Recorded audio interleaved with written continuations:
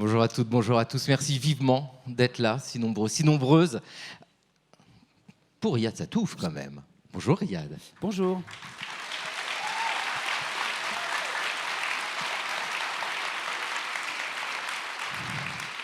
Non, mais c'est vrai que ça fait chaud au cœur, ça fait quand même très plaisir. Le portable est bien sur silencieux, c'est bon? Tout à fait, oui, oui. Voilà, ça c'est le côté consciencieux. L'arabe du futur, c'est ça qui nous réunit là aujourd'hui. Est-ce que c'était imaginable qu'une telle œuvre réunisse des gens? Parce qu'il y a vraiment de ça, c'est-à-dire que d'une histoire personnelle qui touche l'histoire, et je mets le mot histoire partout parce qu'on est en rendez-vous de l'histoire à Blois, est-ce que c'était si évident que ça touche autant de gens? C'est très difficile, bien sûr, comme première question. Oui, parce que je me suis dit, on va essayer de mettre la barre haute. C'est vrai que j'ai jamais commencé à faire une bande dessinée en me disant que ça va toucher des gens. Enfin, j'espérais que des lecteurs s'intéressent à cette histoire, mais j'ai pas pensé obligatoirement à un succès tonitruant ou à quelque chose de fédérateur ou qui ait une portée comme ça importante pour beaucoup de gens. Enfin, c'est vrai que ce qui a changé avec l'Arabe du futur, mais c'est l'histoire que j'ai racontée souvent, et c'est qu'en fait, j'ai imaginé comme première lectrice ma grand-mère bretonne, voilà. Et à partir, je dis pas que vous êtes, de toute façon, j'adore les mamies. Bon, c'est pas une BD pour les mamies, mais c'était une BD pour ma mamie au départ. C'est vrai que j'ai pensé, je me suis dit, mais quel type de bande dessinée elle aurait aimé lire, elle qui n'avait pas d'intérêt particulier pour la BD. Elle méprisait ça un petit peu. Elle pensait que c'était pour les gens un peu, ou les enfants, ou les grands ados, ou elle pensait que c'était vulgaire, qu'il y avait plein de fautes d'orthographe, etc. Enfin voilà. Et donc elle n'était pas du tout réceptive à ça, même si elle pensait que j'étais un génie du dessin, mais elle espérait que je fasse pas de BD, quoi, au final. Et donc je me suis toujours dit, tiens, je vais essayer de faire une bande dessinée qu'elle aurait aimé lire, qui raconte déjà des choses de son histoire qu'elle connaît, voilà, comment. Puis cette histoire familiale qui avait quand même qui a habité toute la fin de sa vie, de manière quand même très pesante, et d'en faire quelque chose d'autre. Voilà. Donc ce n'est pas une histoire pour les grands-mères en général, ni pour une grand-mère ni pour les Bretonnes en général.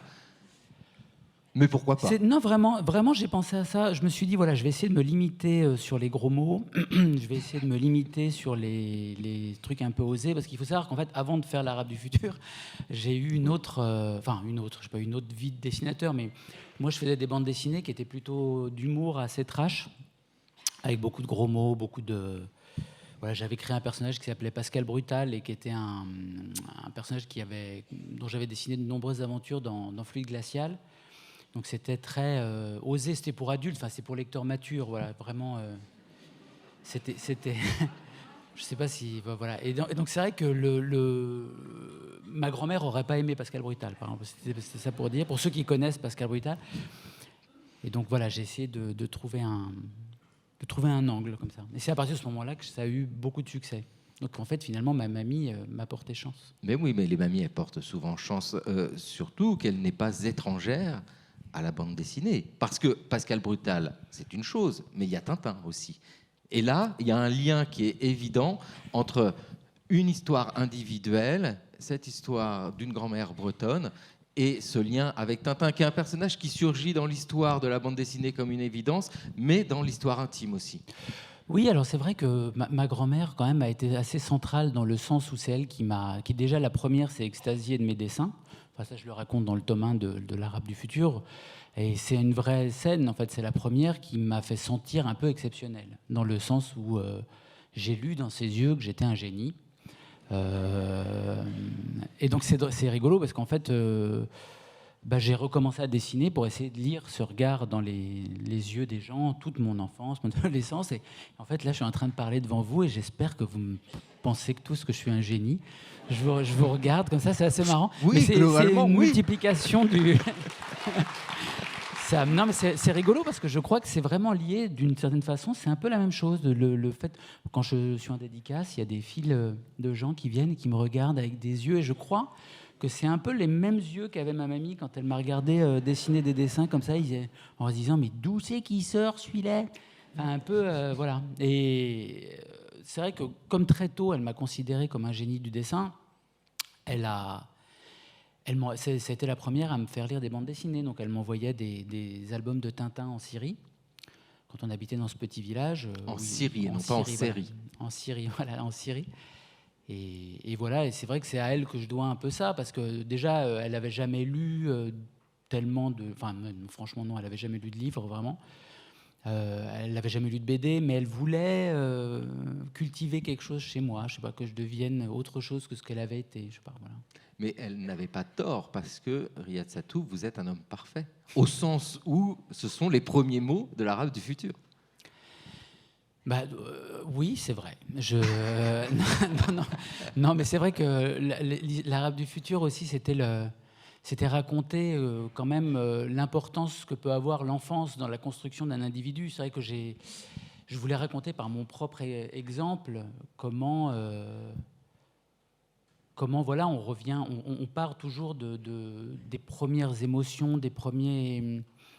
Moi, j'ai rencontré plein de gens dans ma vie, mais je peux nommer 2 ou 3 personnes qui m'ont fait changer de façon de voir la vie. Voilà, et je crois que tout le monde est un peu comme ça. Enfin, on a tous une rencontre, que ce soit dans la famille, mais des fois c'est hors la famille. Et en effet, je pense que quand on est un petit enfant, on est parfait. Et c'est une lente dégradation après jusqu'à la fin. Non, pas jusqu'à la fin. Justement, je trouve que... Bon, d'accord, il y a une dégradation, et on le voit bien dans ces premières vignettes de l'arabe du futur, album après album. Il y a de la perfection à celui qui n'est pas élu le premier de la classe, bien au contraire. Mais par cette lecture de l'enfance, on arrive à se construire aussi. C'est ça qui est intéressant, c'est que cette petite déchéance permet, après, c'est non pas quand on a touché le fond de la piscine de donner un coup de talon et de remonter, mais enfin, il y a un peu quelque chose comme ça. C'est cette construction aussi, de la destruction pour aller vers la construction. Bah alors, c'est vrai que cette histoire familiale que je raconte dans l'arabe du futur, pendant plus de 20 ans, elle n'a intéressé personne. C'est-à-dire, je me rendais bien compte que quand j'en parlais à mes copains ou à mes petites copines ou je sais pas, à des gens, quand ils me posaient des questions d'où venait mon nom, des choses comme ça, j'essayais de raconter un peu cette histoire. Et je me rendais compte que personne ne semblait comprendre, personne ne semblait voir exactement ce dont je parlais. Et moi, je voulais que cette histoire-là, qui quand même occupait beaucoup d'énergie dans ma tête, ce frère absent, etc. Enfin voilà, je voulais lui donner un sens.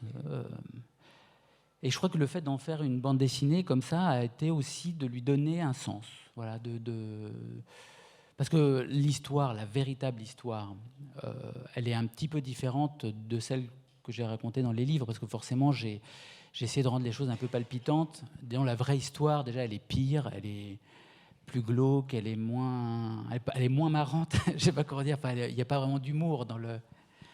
Et donc, le fait de la retranscrire et pour la partager avec d'autres, ça a été une manière aussi de la sculpter et pour un peu m'en débarrasser quelque part. Voilà. Oui, parce qu'historiens et historiennes savent combien tous les mémoires, enfin, la narration de sa propre existence est sujet à caution. C'est-à-dire qu'avec cette histoire-là, Riyad Satouf, c'est une revisite, une relecture de votre propre existence, mais vous le dites avec justesse. C'est quelque chose de construit, de modelé. Il y a une destination. C'est modelé pour qui? C'est modelé pour soi-même, pour un public, pour une grand-mère? Oui, c'est vraiment pour ma mamie. Bon, je vais arrêter de parler d'elle, mais c'est vrai que, par exemple, si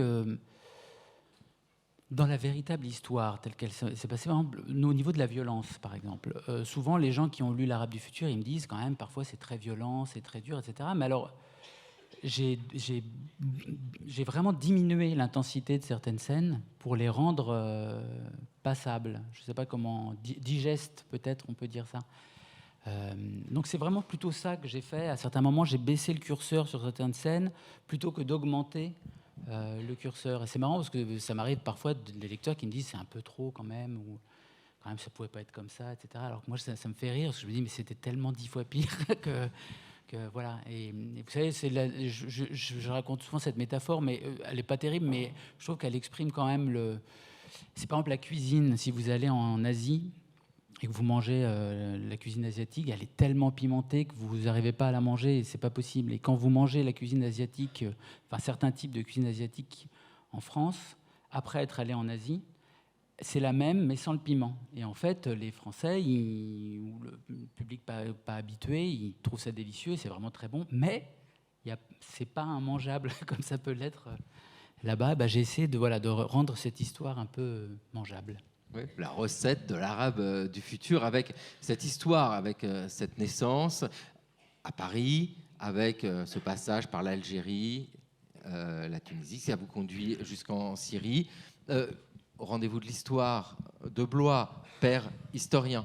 C'est très important aussi de réfléchir à ça au moment où on a un auteur qui écrit sa propre histoire, de se dire il a un père historien. Est-ce qu'il y a un lien à faire? Parce que le père est une figure essentielle dans cette histoire de l'arabe du futur. La notion même d'histoire, est-ce qu'au moment d'écrire l'arabe du futur, Riyad Sattouf, c'est quelque chose qui rentre en compte en disant je suis en train d'écrire une histoire? Oui, oui, tout à fait. Et c'est vrai que le personnage, enfin mon père en tant que tel, m'a toujours vraiment semblé étrange parce qu'il était en effet historien. Il avait fait une thèse et tout à la Sorbonne. Il était docteur, etc. Et je n'ai jamais vu un seul livre chez nous. Et je ne savais pas quand il lisait. Alors je me disais, est-ce qu'il a un bureau quelque part avec des livres? Mais non.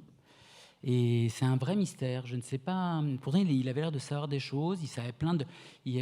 Même à la fin de sa vie, je me rappelle. Enfin, à la fin de sa vie, à la fin des dernières années, j'avais découvert qu'il avait appris le grec ancien. Mais ce qui était très étrange, je ne l'ai jamais vu lire un livre. Je ne savais pas. Il était en djellaba comme ça. C'était hyper stupéfiant. Il n'y avait pas de marque de son savoir ou de son statut. Dans son quotidien, il était ami avec des types qui étaient paysans, etc. Il semblait mépriser tous les intellectuels. Enfin, c'était très. Et donc c'est vrai que quand j'ai fait l'Arabe du futur, j'avais envie de raconter un petit peu au travers de cette histoire personnelle, un petit bout d'histoire du Moyen-Orient, mais vraiment très léger, parce que mon père rêvait de faire un coup d'État, il rêvait de devenir un dictateur, etc. Donc il y avait toute cette mais il rêvait vraiment, c'était pas du tout une blague. Et donc il y avait vraiment cette fascination. Voilà, quelque part, l'enfant que j'étais aussi avait un peu peur qu'un jour il décide vraiment de faire un coup d'État. Et je me disais, il va se faire fusiller, c'est pas possible. Enfin, ça induisait une sorte d'anxiété, d'angoisse, comme ça. Et c'est vrai que c'est marrant parce que j'adore les rendez-vous de l'histoire de Blois. Et l'autre jour, j'en parle avec des copains. Il me dit, mais qu'est-ce que tu fais et tout. Je dis, ah non, mais c'est le week-end prochain, je vais à Blois et tout. Alors, je vous dis, franchement, ils commencent à se moquer de moi. Ils font, qu'est-ce que tu vas foutre à Blois? Comme si il y avait que. Je dis, mais attends, c'est mortel, les rendez-vous de l'histoire, tu connais pas? Fait, non, je connais pas. Alors je dis, mais attends, c'est un festival et tout, il y a que des historiens. C'est le seul endroit où tous les lecteurs qui viennent me voir en dédicace, je leur demande ce qu'ils font dans la vie, ils me disent, c'est historien. C'est une sorte de guilde, la guilde des historiens. Ils sont tous à Blois. Tout le monde est hyper intelligent, etc. Et en fait, je me suis rendu compte que j'avais pas perdu dans ma tête le fait que je considérais mon père comme très intelligent, parce qu'on considère à peu près toujours ses parents comme supérieurement intelligents à soi, et qu'il était historien, et donc historien égale super intelligent. Et donc je me disais vraiment, à Blois, c'est là que je rencontre les gens les plus intelligents de ma vie en général. Et je le pense vraiment quelque part. Non, mais je dis pas ça pour vous faire plaisir, mais c'est un... Et donc c'est vrai que voilà, ce rapport à l'histoire est un truc que j'ai pas complètement réglé, mais je vais peut-être pas régler complètement. Voilà, j'aime bien. Voilà, j'adore les historiens, les historiennes, je trouve ça super. Il ne faut pas le régler, vous avez raison. Il y a quelque chose d'assez fascinant avec l'histoire. Et donc ça reste encore aujourd'hui, quand vous vous baladez ici à Blois au moment des rendez-vous de l'histoire, il y a une concentration d'intelligence qui est certaine, mais c'est surtout que l'histoire, en tant que discipline, en tant que science, c'est quand même une belle grille pour analyser le monde. C'est quand même assez génial. On le voit bien, et c'est en ça que l'histoire est formidable pour étudier et l'actualité et sa propre existence. Hein. C'est l'idée de recontextualiser. Vous, Riyad Sattouf, dans l'Arabe du futur, il y a 1000 manières de raconter une destinée. On peut la déconnecter d'un contexte.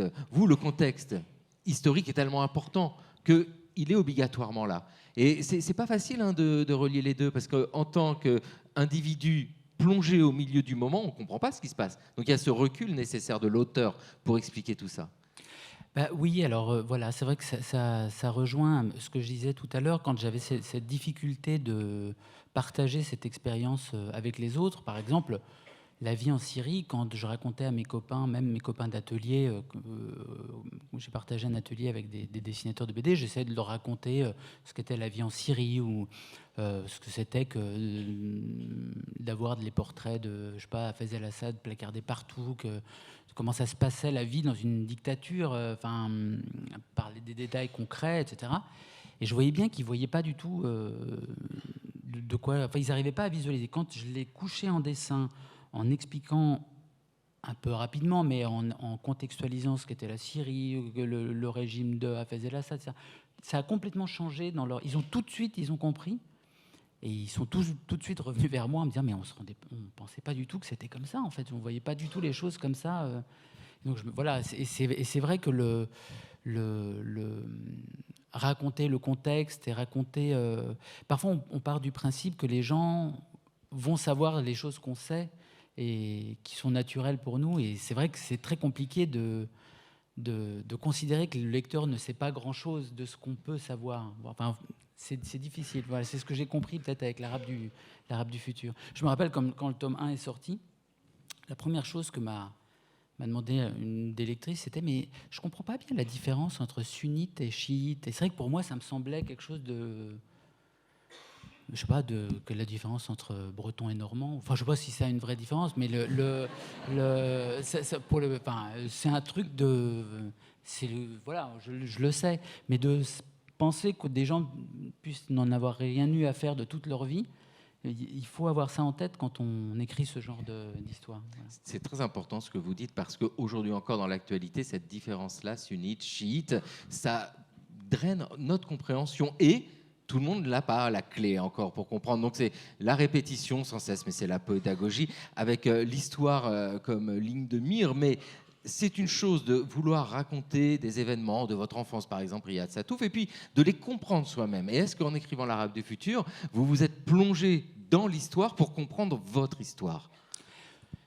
Pas trop. Alors, j'avais envie déjà de partir uniquement de mes souvenirs, de ma mémoire, quitte à déformer les choses. Et j'ai pas fait de recherche historique, historique entre guillemets. C'est-à-dire, j'ai un tout petit peu les dates, par exemple, d'arrivée au pouvoir, des trucs assez rapides, mais je me suis quand même fié à la mémoire des choses et à...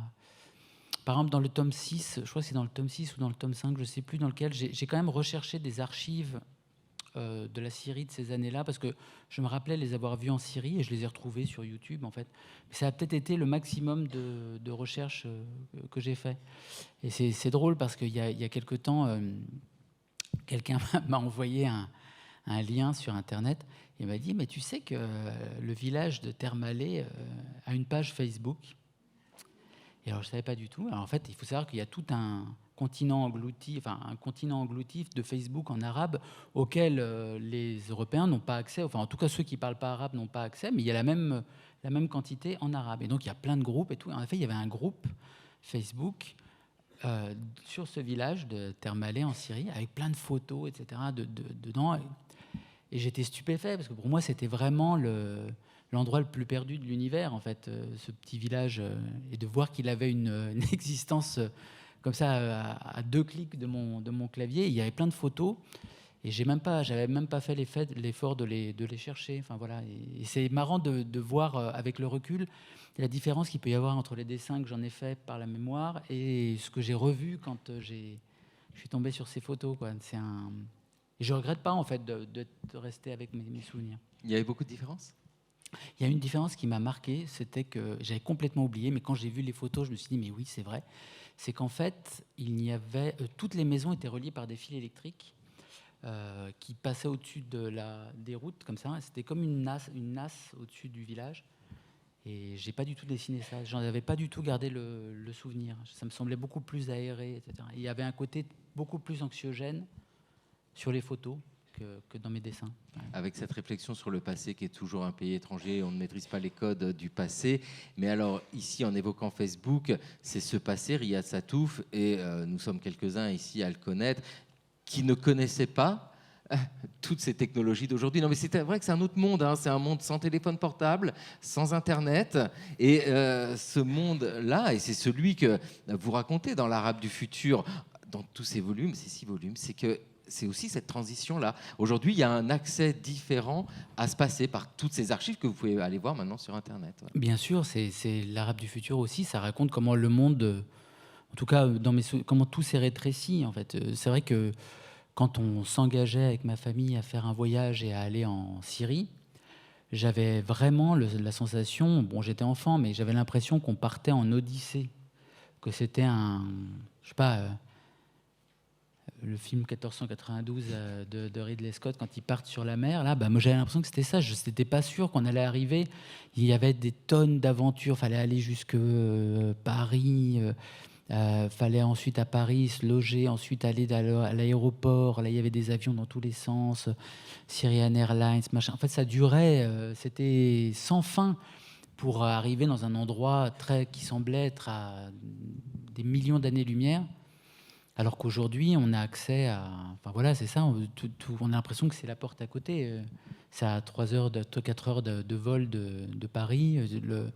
Et c'est vrai que ce rapport au monde a complètement changé. Moi, dans le tome 6 de l'Arabe du futur, je me rappelle à un moment, en relisant les premières pages que j'avais dessinées directement, je dis mais il faut quand même, va falloir que j'explique. Il faut que j'explique mieux ce que c'est qu'une cassette VHS, par exemple. Parce qu'en fait, mais c'est pas facile d'expliquer ce qu'est une cassette VHS, en fait. Qu'est-ce que aujourd'hui, même à des jeunes et tout, moi j'ai des enfants, quand je leur dis, je regardais des films sur cassette, ils comprennent pas du tout. J'arrive pas bien à leur expliquer des petites boîtes en plastique sur lesquelles il y avait un film sur des bandes. C'est assez bizarre, quoi. Donc c'est vrai que ça raconte ça aussi. Oui, puis leur expliquer qu'il n'était pas facile de communiquer à distance, notamment avec une grand-mère bretonne. C'était pas simple. Non, voilà. Puis le téléphone, la poste. Enfin voilà, c'était vraiment c'était un voyage interplanétaire. Et c'est vrai que l'Arabe du futur, je l'ai aussi pensé comme un livre de science-fiction au départ. J'ai toujours adoré la science-fiction. Je voulais faire la science-fiction, mes dessinateurs préférés, c'est Moebius, Bilal, Druillet, etc. Et j'ai jamais complètement osé m'y lancer parce que c'est les livres qui décident un peu d'être racontés. J'ai pas vraiment trop de pouvoir sur eux. Mais quand j'ai fait l'Arabe du futur, je me suis dit, mais vraiment, je vais traiter ça comme si c'était une autre planète, en fait, avec ses codes. C'est un autre univers, pour vraiment dépayser complètement le lecteur. Et puis l'actualité, la réalité nous montre que cette autre planète existe et que ce que vous évoquiez, Riyad Sattouf, le fait que les progrès permettent un accès plus facile à des territoires lointains, non. Parce qu'aujourd'hui, nous voyons que c'est, par exemple dans le cas de la Syrie, impossible d'y aller. Enfin, c'est ce paradoxe aussi que votre histoire traverse. Oui, c'est vrai. Puis en même temps aussi, on peut quand même y aller. Moi, je connais des gens qui y sont allés depuis le début de la guerre. Et, je sais pas, apparemment, on peut rentrer facilement en Syrie. Je sais pas. Alors, ils sont un peu fous d'y aller comme ça, mais je sais pas. J'ai un copain qui a été en Syrie. Là. C'est assez bizarre. Pour moi, ça me semble complètement aberrant, mais voilà. C'est vrai que parfois, ça m'arrivait. Il y a pas longtemps, un journaliste m'a posé une question très étrange. Il m'a dit, mais est-ce que l'Arabe du futur est-il édité en Syrie ? Alors je dis, non, il n'y a plus de maison d'édition, apparemment c'est la guerre quand même. Il dit, ah bon, et c'est pas parce que vous voulez pas que ce soit publié en Syrie. Et je lui ai dit, mais quand même, toute l'actualité, vous voyez bien c'est plus... Et il dit, puis il me regarde comme ça, puis après il me dit, et vous retournez en vacances là-bas de temps en temps ? C'était comme, on se dit, en fait, c'est vrai que la façon de voir le monde, qu'est-ce qu'il faut faire pour bien... Il avait pourtant lu toutes mes BD, mais il pensait qu'on pouvait encore aller en vacances en Syrie après toute la guerre, etc. C'est assez étrange. Voilà, Vous le faites super bien. Le journaliste. Le journaliste, vous le faites super bien. Non, mais parce que là, on voit globalement. Quand vous écrivez cette histoire, l'Arabe du futur, moi j'évoquais les sources, parce que c'est le côté historien et tout, on a très bien compris votre démarche. Et il y a ce cheminement autobiographique. Un des pièges en histoire, le grand classique, c'est la téléologie, c'est-à-dire je raconte les choses, mais parce que je sais comment ça se termine. Et je raconte parce que je sais que je vais revenir en France, et puis, etc. Est-ce qu'il y a ce souci-là d'essayer de se replonger au moment où vous décrivez votre existence, de se dire, mais là, je ne sais pas ce qu'il va y avoir après encore? Non, franchement, je savais comment ça allait se terminer et je savais tout ce que j'allais raconter. Et j'avais vraiment envie d'emmener mon lecteur avec moi dans cette histoire, de la revivre un petit peu et de le traumatiser un petit peu. Voilà, de traumatiser mon lecteur. C'est vrai, c'est un peu pervers ou cruel, je sais pas. Ou en même temps, c'est ça de raconter des histoires. Mais c'est vrai que par exemple, à la fin, je vais spoiler un petit peu, je vais divulgacher un petit peu. Qui n'a jamais lu L'Arabe du futur? Vous avez lu? Levez la main ceux qui l'ont pas lu. Oui, bon. À la C'est fin, bien, parce que ça fait, pour la suite, ça fait plein de lecteurs, de lectrices. Ceux qui l'ont lu, levez la main. À la fin du tome 4, il se passe un truc horrible. Et en fait, je me suis dit, quand j'ai dessiné la fin de ce tome 4, je me suis dit, quand même, t'exagères de faire une fin comme ça au tome 4. Et c'est vraiment... en tant que lecteur, si je connaissais pas cette histoire, je serais marqué, quoi. Ça me ferait un... Et en même temps, j'ai pas pu m'empêcher de le faire. Je sais pas comment le dire. J'étais content de briser les cœurs des gens. Je sais pas, c'était une manière de partager avec eux. Je sais pas, c'est très bizarre. Hein. C'est vrai qu'il y a quelque chose de pervers dans le fait d'écrire des histoires. En tout cas pour moi. J'aime bien mettre mal à l'aise mon lecteur par moments, ou vraiment le marquer, ou lui montrer des choses qu'il n'oubliera jamais. Je sais pas. C'est un... Ouais, avec un paradoxe quand même, parce que dans le même temps, il y a aussi la volonté, en édulcorant la violence, de ménager le lecteur. Donc il y a les deux. Oui, c'est vrai, c'est vrai. Je veux à la fois pas trop le traumatiser et à la fois qu'il m'oublie jamais. Parce qu'en même temps, c'est toujours pareil. Si vous y allez trop fort, il lâche l'affaire.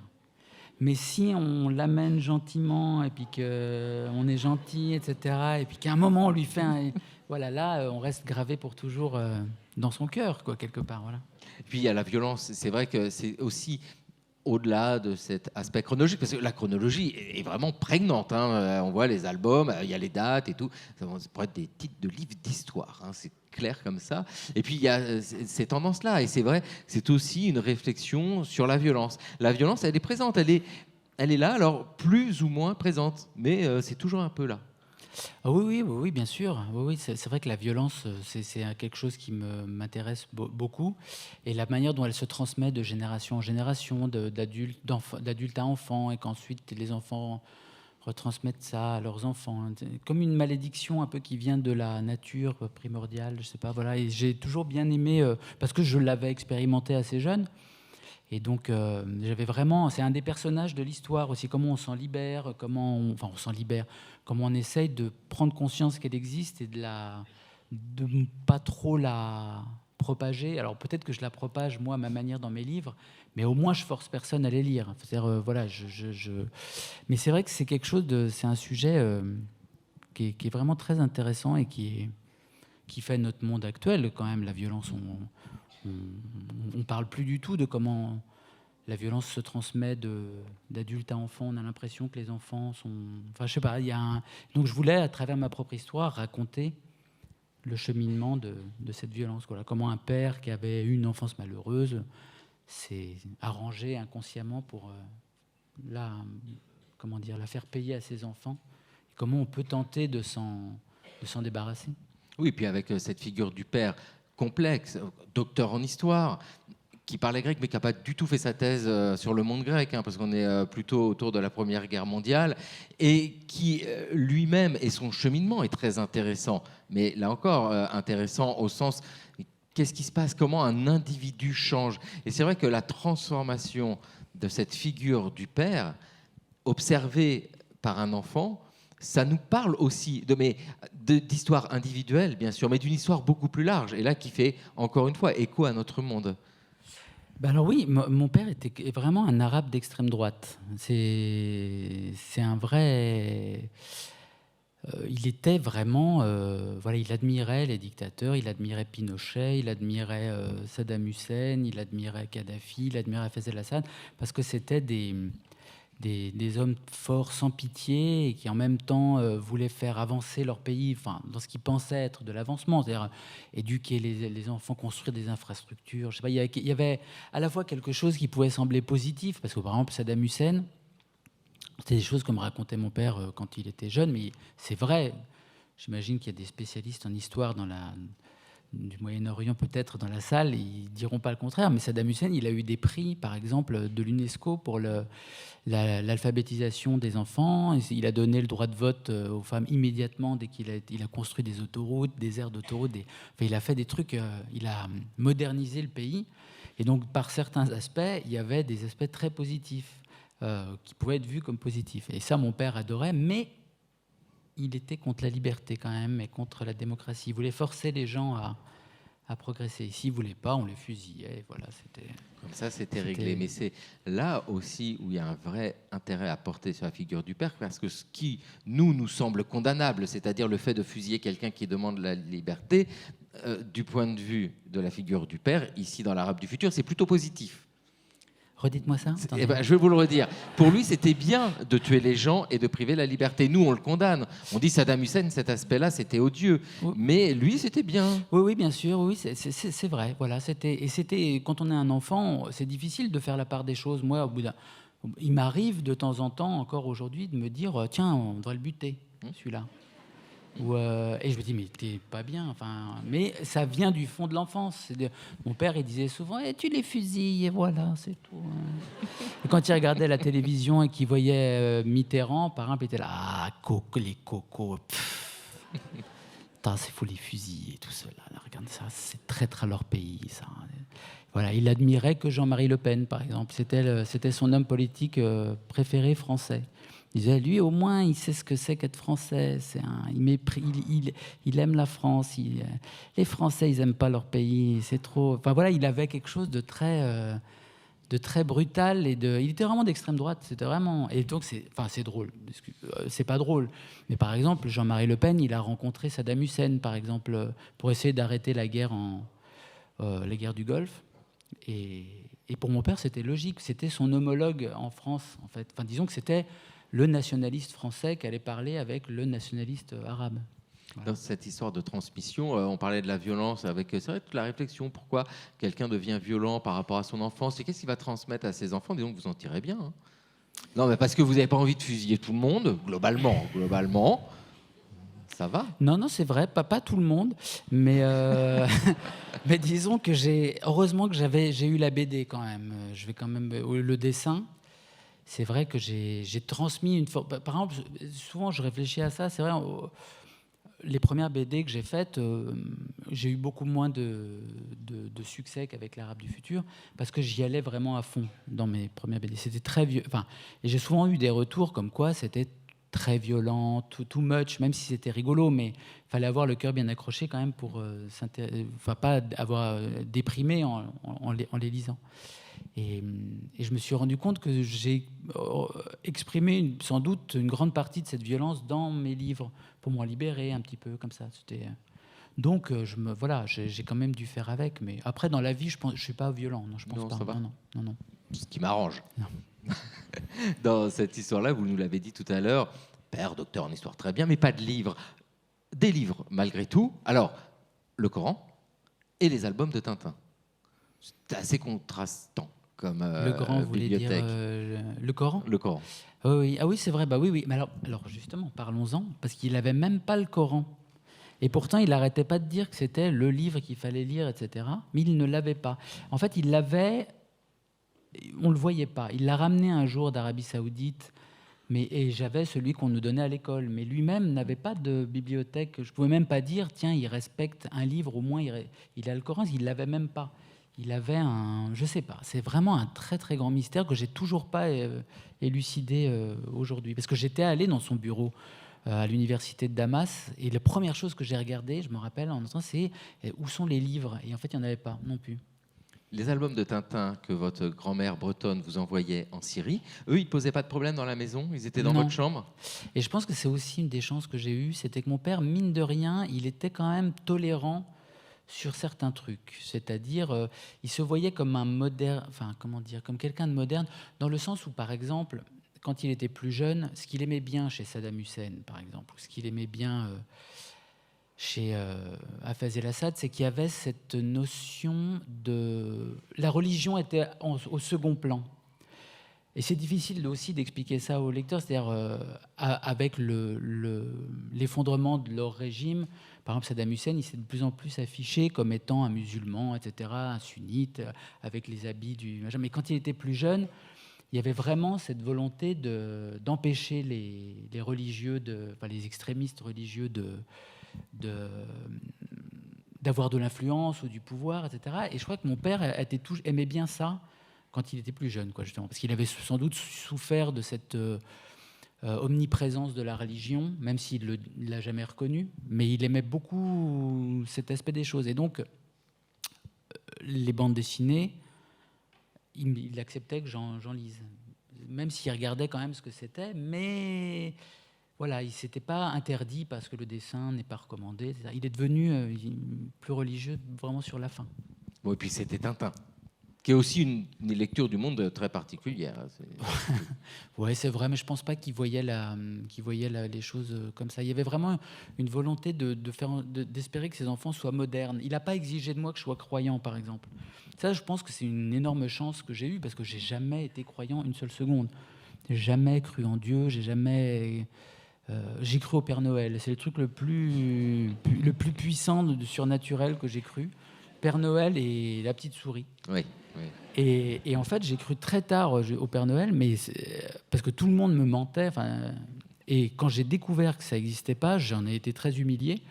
Et vraiment, c'était définitivement fini pour le bon Dieu et tout. Je ne pouvais plus croire des trucs comme ça sur des... Voilà. Et vraiment, j'ai fait pareil avec mes enfants. C'est que j'avoue que je leur ai fait un peu croire au Père Noël. Enfin, je leur ai pas fait croire au Père Noël, mais j'ai pas dit non. C'est-à-dire, s'ils m'avaient demandé est-ce qu'il existe, je leur ai dit, quand ils me le demandaient, je disais qu'est-ce que t'en penses, comme un psy. C'est genre, et vous, qu'en pensez-vous? Pour voir si la chose se déclenche. Mais je pense que c'est bien, si on veut faire des gens vraiment pas croyants, de leur faire un peu croire au Père Noël. Parce que c'est vraiment facile après. Maintenant, mes enfants, je suis sûr, ils seront jamais croyants. Ils ont découvert que le Père Noël n'existait pas il y a quelques temps, là, et maintenant, c'est mort pour Jésus, pour Allah, c'est fini, c'est pas possible. Mais alors, en quoi faut-il croire dès lors? Parce que, quand même, dans ce monde, il y a des choses qui ressemblent peut-être à des idéaux, ou des choses que l'on veut défendre. Dans l'Arabe du futur, mais là, on est sur un gamin qui grandit, etc. Donc, est-ce que c'est vraiment la question de défendre quelque chose? Peut-être pas. Mais si l'on évoque la violence, si on évoque l'identité, si on évoque la religion, il y a aussi de ça qui est en ligne de compte. On peut reprendre tout ce qui est à l'inverse, c'est-à-dire c'est défendre une forme de liberté, une forme de tolérance, une forme de construction personnelle. Oui, certainement. Et c'était aussi une manière, l'Arabe du futur, de comment dire, de raconter en quoi la France a quelque chose d'exceptionnel. C'est-à-dire, par exemple, j'ai entendu toute mon enfance mon père se plaindre de la France et dire qu'il détestait la France, les Français, qu'ils étaient tous racistes, que c'était impossible de réussir à rien dans ce pays, que c'était horrible, qu'ils détestaient leur pays, qu'ils laissaient entrer tous les étrangers en France et que les étrangers allaient leur prendre leur pays, etc. Et donc que la France ça valait rien, que c'était nul, que à la rigueur les Américains c'était bien, mais lui préférait un peu quand même les Russes, mais pas trop non plus. Il aurait bien aimé que les Arabes dominent tout le monde entier. Enfin, voilà. Et moi, c'était une manière aussi de raconter à quel point sans la France, j'aurais rien pu faire de ce que j'ai fait. Sans la France, enfin sans le système, je sais pas moi, tout bête de l'école gratuite, des bourses, je sais pas, des aides au logement, de tous les trucs dont j'ai bénéficié toute ma vie, et de l'espace d'expression, en fait, de pouvoir raconter tout ce qu'on veut. Moi, je sais que j'ai publié pendant 8 ans une bande dessinée dans Charlie Hebdo qui s'appelait La vie secrète des jeunes, et j'en revenais pas de la liberté de ton qu'il pouvait y avoir dans ce journal, mais même dans tous les médias. Enfin, c'est unique au monde, en fait. C'est pas pour être chauvin, mais c'est vrai que j'ai beaucoup voyagé grâce à l'Arabe du futur, et j'ai pas vu dans les autres pays. Alors j'ai quand même visité beaucoup de pays, mais je me suis jamais dit tiens, ça a l'air mieux qu'en France pour les idées. Je sais pas quand. Et donc voilà, c'était une manière aussi de raconter peut-être à un personnage fantôme, personnage du père, que la France, même il détestait ce pays, et ben, en fait, moi, ça m'a aidé. Enfin, c'est un pays à qui je dois beaucoup. Et puis c'est intéressant toujours de pouvoir dire dans un pays, je déteste le pays. Non, mais c'est vrai que la liberté d'expression, c'est aussi cette possibilité de le dire. Bien sûr, oui, bien ailleurs, sûr. c'est même pas possible de dire on n'aime pas. Mais bien sûr, exactement. Ouais, c'est vrai. Et mais aussi, c'est peut être aussi une marque de puissance aussi, d'autoriser qu'on dise du mal de soi, parce que c'est. Mais ouais, c'est très compliqué ces histoires-là. Mais c'est vrai que souvent, étant de entre guillemets double culture, on peut dire double nationalité, j'ai souvent du mal à comprendre comment on peut autant détester la France. Moi qui ai connu la Syrie, par exemple, je sais pas, je préfère habiter à Paris, dans le Marais, par exemple, ou être qu'à Homs. Vraiment, je le dis bien franchement. C'est-à-dire, j'ai jamais. C'est beaucoup mieux. Enfin, on peut.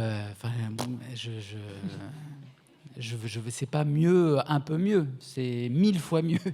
Je sais pas comment. Donc, c'est pas, c'est très mystérieux. Donc, c'est pour ça que dès que j'ai l'occasion, je dis que j'adore la France et que cette bande dessinée, c'est aussi l'occasion de le dire. Voilà. Non, mais c'est très bien. Ça fait aussi une ligne de lecture pour l'Arabe du futur. Qui naît quand, l'Arabe du futur? Parce qu'est-ce qu'on peut dire 2014 ou 1978? Ça naît quand? Ça naît avec vous, l'Arabe du futur. C'est votre année de naissance. C'est 2014. En 2014, quand sort le premier album, il y a déjà toute une histoire. Il y a de ça tout. Enfin, faut bien le rappeler. Il y a quand même déjà toute une narration. À ce moment-là, vous l'avez dit tout à l'heure, c'est pas comme la volonté de faire un coup très fort, mais la réaction et la réception de ces albums, tout de suite, ça a été une évidence, avec peut-être des étonnements. Qu'est-ce qui a pu vous surprendre dans la réaction justement, tout simplement de ce que vous venez de dire là, de décrire un monde arabe qui ne peut pas correspondre parfois à une vision vue de France. Vous avez eu des réactions bizarres ? Franchement, je dirais sur 10 000 réactions positives de gens qui ont compris, j'en ai peut-être eu 4 ou 5 de négatives, mais souvent de très mauvaise foi. Plutôt, voilà, disons que, par exemple, les gens d'origine syrienne que j'ai pu rencontrer, ceux qui m'ont dit qu'ils n'aimaient pas le livre, en général, c'était parce qu'ils étaient de classe élevée en Syrie. En général, quand vous êtes de classe élevée, c'est que vous êtes plutôt pour le régime. Vous ne pouvez pas être de classe élevée, être riche sans être pour le régime. Mais malgré ça, j'ai eu plusieurs fois des remarques de gens qui me disaient je me rappelle, c'était à Strasbourg et j'avais une dame qui était venue me voir qui m'avait dit, moi, je vais vous dire une chose, j'ai lu l'Arabe du futur, j'ai lu le premier tome. La Syrie, ça n'est pas du tout comme ça. Je tenais à vous le dire à tous. Ça n'a rien à voir. C'est pas du tout la vérité. Là, tout ce que vous décrivez, c'est pas ça. C'est un pays où on vivait très bien dans les années 90. Donc, je dis, bon, d'accord, machin. Après, elle vient me voir en dédicace. Elle vient, puis elle me parle en arabe. Alors, je savais plus parler arabe. Donc, je lui dis, je suis désolé, je parle plus arabe et tout. Puis elle me dit, mais il y a beaucoup de choses qui sont vraies dans le livre. Hein. Je vais vous dire. Hein. Moi, j'ai revu plein de choses, hein, les écoles, les machins. Je dis, mais pourquoi tout à l'heure vous n'avez pas dit ça? Mais parce qu'il ne faut pas tout dire toujours que c'est mal. Mais c'est vrai, tout ce que vous racontez, c'est vrai. Les écoles, moi, j'ai mon cousin Hussein, quand il était à l'école, il a commencé à me raconter toutes ces histoires. Donc voilà, c'est-à-dire, même quand les gens n'aiment pas, ou que ça les met mal à l'aise, ils ne peuvent pas s'empêcher quand même de reconnaître que ça leur rappelle des choses. Voilà. Mais pas l'afficher directement, en tout cas. Pas toujours, pas oui, toujours. Mais pas toujours, mais la plupart du temps, quand même, les gens sont sincères. Enfin voilà, j'ai pas eu de, j'ai plus eu peut-être des remarques négatives de gens qui n'avaient pas habité là-bas ou qui connaissaient pas, voilà, qui ça correspondait peut-être pas. Mais c'est très rare, quoi. C'est des gens qui auraient aimé que je raconte ma vie d'une manière différente. Peut-être ils auraient préféré la raconter à ma place. Je sais pas. Oui, voilà, c'est ça. Mais c'est vous qui la racontez. Ouais. Avec là aussi, vous l'avez cité tout à l'heure, ces voyages, parce que l'Arabe du futur a été présenté un peu partout dans le monde. Des réactions différentes aussi dans d'autres cultures où ça reste à peu près pareil partout.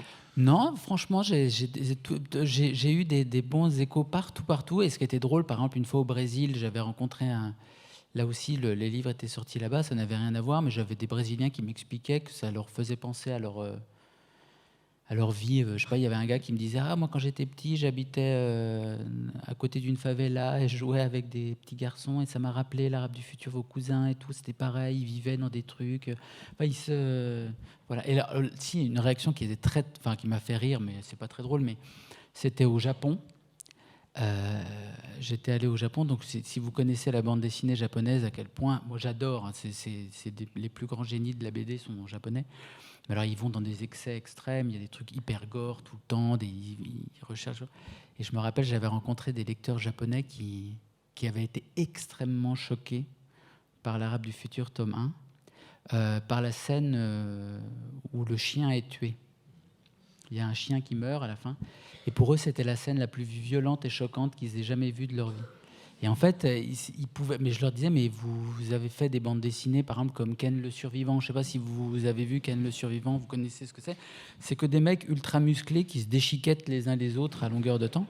Et c'est un succès. Il y a des centaines de millions d'exemplaires au Japon. Je disais, mais comment vous trouvez que le chien qui meurt dans l'Arabe du futur, c'est plus choquant que Ken le Survivant, par exemple? Le mec, il me dit, yes. Many more times shocking, I'm shocked.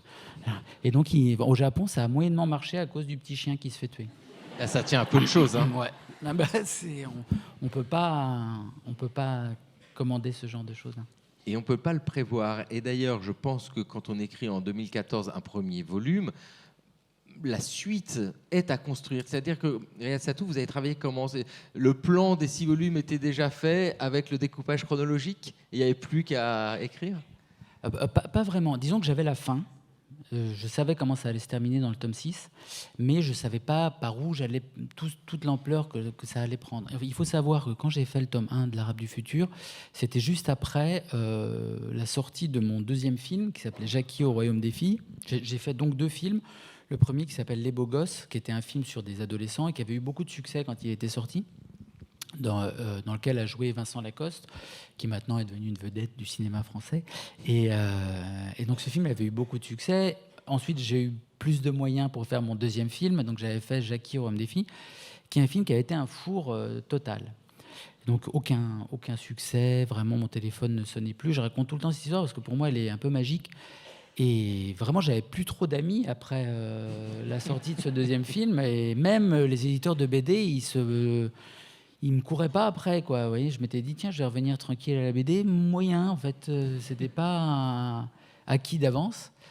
Et donc, j'ai fait l'Arabe du futur. Je me suis dit, bon, si je dois plus faire qu'une seule BD dans ma vie, la dernière, et que c'est fini pour moi, et que je vais reprendre des études et faire autre chose, je vais faire cette BD à laquelle je pense depuis longtemps, qui est l'Arabe du futur. Et c'est vrai que je suis d'une famille où tout le monde avait des croyances, tout le monde était superstitieux. Tiens, ma grand-mère, elle pensait les fantômes existaient. Mon arrière-grand-mère, elle était médium. Ma mère, elle pensait que la Vierge Marie, elle allait aider. Mon père, il croyait au diable, etc. Tout le monde était surnaturel. J'ai passé ma vie à essayer de regarder des choses surnaturelles, d'essayer de voir des trucs surnaturels. J'ai fait du spiritisme, j'ai enregistré les morts sur des bandes vidéo. Je n'ai jamais vu quoi que ce soit. Le seul truc surnaturel que j'ai vraiment vu, c'est le succès de l'Arabe du futur. Parce qu'en fait, quand le tome 1 est sorti, c'était incroyable. Je me rappelle, je suis allé au festival Étonnant Voyageur à Saint-Malo, et c'était le seul festival qui m'a invité après le four de Jackie au Royaume des filles. L'Arabe du futur sortait. Franchement, quasiment personne croyait en cette BD, pas trop. Et eux, donc ça parlait de la Syrie, de la Libye, ils m'ont invité. Et là, j'ai vu que quelque chose se passait, en fait. Il y avait, à ma table à dédicace, j'avais jamais vu autant de gens. J'avais une file ininterrompue de maman et de mamie qui attendaient avec le livre comme ça. Et je me suis dit, oh là là, je vais toutes les traumatiser avec cette histoire. Et là, j'ai su que quelque chose se passait vraiment. Et pour moi, c'est un truc vraiment surnaturel. C'est vraiment bizarre de mon point de vue que cette histoire n'ait intéressé personne et qu'aujourd'hui, vous êtes là dans cette salle à m'écouter raconter mes trucs. C'est trop bizarre. Je ne vous demande donc pas pourquoi cet engouement, selon vous, vu que c'est surnaturel et ça n'a pas besoin d'explication. Pour Saint-Malo, c'est intéressant parce que ça nous conduit du côté du Cap Fréhel. et la Bretagne et ce côté-là, parce que je pense aussi, parce que moi je peux tenter l'explication, je risque rien, comme ça vous me contredirez si je dis des bêtises, mais il y a aussi cette portée universelle qui touche à l'identité, qui touche à la jeunesse, à la construction d'un individu. Et ça, c'est super beau aussi à voir. Il y a quelque chose de très touchant. Vous avez réussi, avec l'Arabe du futur, à nous faire un attachement, hein, mais presque intime à ce petit gamin, quoi. Et voilà, et on est avec lui et on l'accompagne. Mais il y a de ça aussi. Mais vous citiez les beaux gosses, c'est ça. C'est aussi quelque chose d'universel. C'est la jeunesse, l'adolescence, la transition et le passage à un âge adulte. Bah, peut-être, oui, c'est vrai, mais vous voyez, quand je l'ai fait, c'était pas conscient pour moi. Je me suis pas dit, je vais toucher les gens avec l'histoire d'une famille ou avec l'histoire d'une jeunesse ou d'une adolescence, etc. C'était vraiment d'abord un projet un peu intime, l'envie de raconter ma propre histoire. Quand vous disiez tout à l'heure que sur les couvertures, ça pouvait faire penser à des livres d'histoire parce qu'il y avait les dates, etc. C'est très marrant parce que quand j'avais commencé à créer la maquette de l'Arabe du futur. Mon premier. Alors, je n'ai pas un petit ego, attention, la suite de ce que je vais vous raconter risque de vous choquer. Mais le premier truc que je me suis dit, tiens, bah, je vais faire comme Churchill. Je vais faire, et je sais pas, vous savez, ces mémoires, c'est l'orage approche, etc. Puis il y a des dates et tout. Et je trouvais ça génial de mettre des dates avec comment dire, comment dire, ouais, voilà, de séparer les grands moments de l'histoire avec un grand H qu'on a vécu. Et donc voilà, et par exemple, vous savez, les tomes sont définis, enfin comment dire, sont numérotés avec une petite étoile. Je ne sais pas si vous voyez là. Oui, Cette étoile-là, elle est sur les livres de Churchill. Je voulais exactement la même. Et je trouvais ça hyper classe. C'est les mémoires, quoi. Voilà, c'est des mémoires de guerre un peu. Ouais, c'était mon. Donc voilà, il y a vraiment cette. Et c'était avant tout des mémoires en fait quelque part pour les partager avec les gens. Mais vous venez de nous dire que déjà la fin était imaginée dès le début. Après, c'est le nombre d'albums peut-être qui n'étaient pas pensés ou le découpage entre les deux, mais la fin, elle était pensée. Alors par exemple, ce que je vais dire aussi peut être perçu comme étant quelque chose de malhonnête ou pas, mais vraiment, en fait, au départ, je voulais faire 3 tomes de l'Arabe du futur. C'est ce que j'avais vendu à l'éditeur. Et finalement, c'est devenu 6, mais c'est pas devenu 6 parce que ça a eu du succès et que j'ai voulu étirer. Là, vraiment, faut me croire, c'est pas la vérité, même si ça semble énorme, parce qu'en effet, c'était plus intéressant d'en faire 6 que 3. Mais il se trouve que quand j'ai fait le tome 1, il s'est terminé tel qu'il s'est terminé, et je me suis dit, bon, je vais faire le tome 2, je vais continuer à raconter cette histoire avec le frère, etc., et je vais finir à la fin du tome 3. Mais je me suis rendu compte que c'était ma première année d'école, que j'avais énormément de souvenirs de ma première année d'école en Syrie. Et des conditions dans lesquelles ça s'était passé, que ça parlait du cadre de la société, de la façon dont on éduquait des individus, on préparait les individus à être dirigés plus tard. Et il y a eu une multitude de sujets qui sont arrivés que je ne soupçonnais pas quand j'ai commencé à faire l'Arabe du futur, et qui m'ont intéressé, que j'ai eu envie d'explorer, et pour le coup, hop, ça s'est distendu.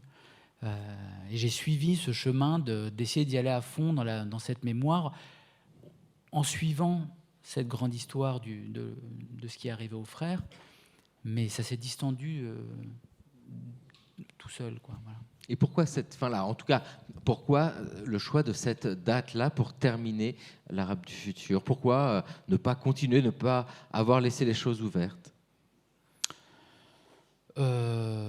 C'est une très bonne question, Xavier. Je ne sais pas quoi vraiment vous répondre. Non, tout simplement qu'il se trouve que, pour ne pas divulgacher la fin du tome 6, c'est aussi l'événement que je raconte à la fin du tome 6, c'est ce qui m'a donné envie de raconter aussi l'Arabe du futur, de me lancer. Parce que cette histoire de ma famille, ces péripéties avec le père, le frère, etc., même quand j'étais encore auteur de BD, enfin, elle n'avait pas de fin. C'est-à-dire la situation n'était pas réglée.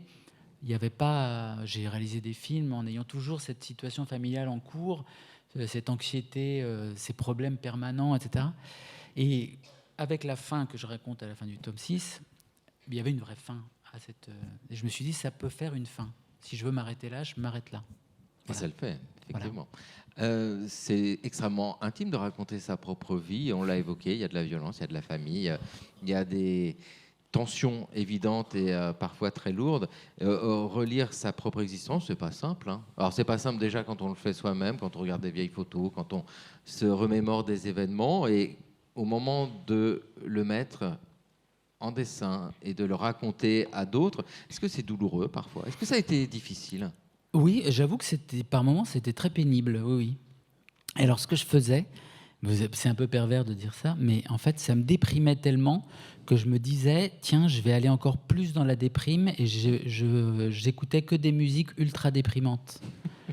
Et je m'étais fait vous savez, j'ai le logiciel Spotify, là, je m'étais fait une playlist, et des fois, je retombe dessus, et je me rappelle, quand je faisais l'Arabe du futur, le tome 5 et 6, etc., je me plongeais avec délectation dans la déprime en essayant d'être encore plus déprimé pour aller chercher encore plus dans le... J'essayais pas de fuir les émotions, mais c'est vrai que c'était pénible. Mais c'était aussi agréable de retourner dans la mémoire et de ordonner les choses et essayer d'en faire quelque chose de fécond, je sais pas. C'était à la fois triste et très positif. Et quand on travaille autant, quand on porte une telle œuvre, l'Arabe du futur, est-ce que la mémoire que l'on a, mais la sienne, la vraie, elle n'est pas parfois écrasée par celle-là qui a été reconstruite? Si, complètement. Si, alors complètement. Et j'avoue que c'est drôle parce qu'il y a quelque temps, il va y avoir une exposition au Festival d'Angoulême sur l'Arabe du futur.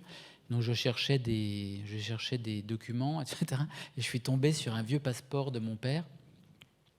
Et donc il y a assez peu de photos de lui, parce qu'en plus ma mère avait découpé toutes les photos, les a toutes jetées.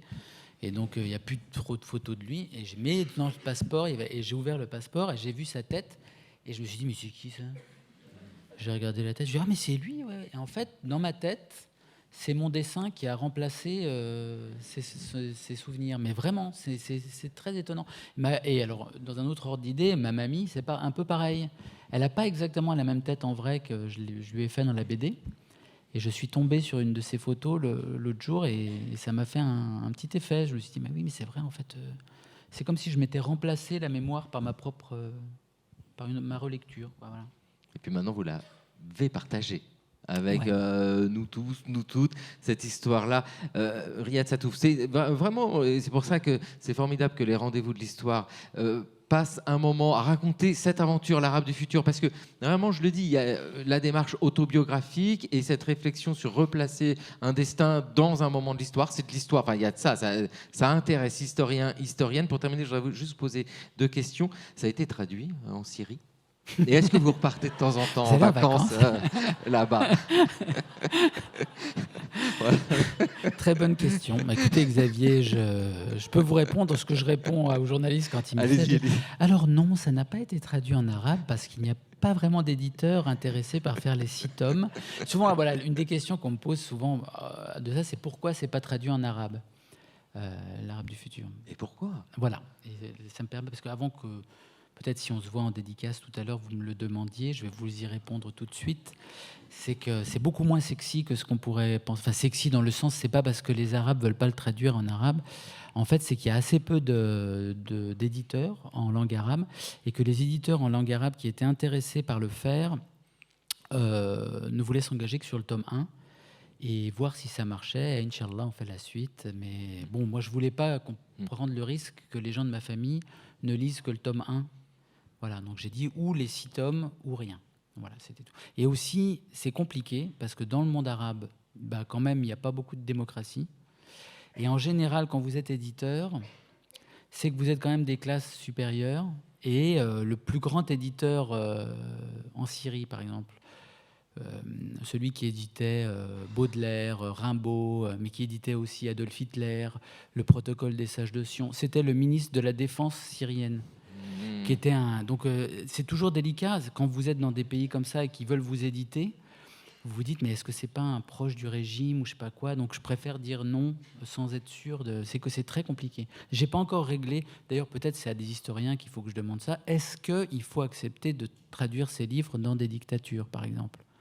Et est-ce que si une dictature, un éditeur dans une dictature veut publier votre livre, est-ce qu'il faut l'accepter ou le refuser par exemple? J'ai pas encore répondu à ça. Ben, c'est très généreux en tout cas de donner un thème de débat pour une future rencontre au J'espère. rendez-vous de l'histoire à Blois. Merci vivement, Riyad Merci à vous, Sattouf, merci de votre Xavier. générosité. Formidable. Merci beaucoup.